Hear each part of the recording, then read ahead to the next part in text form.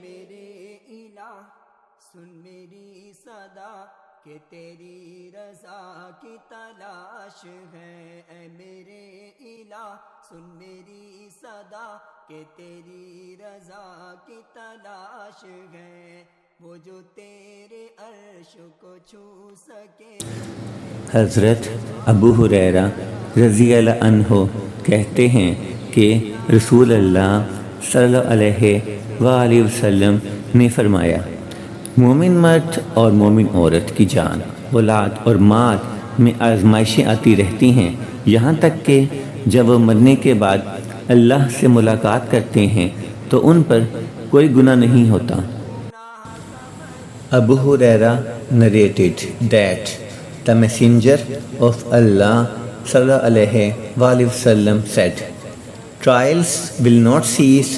afflicting the believing man and the believing woman in their self, children, and wealth until they meet Allah without having any sin."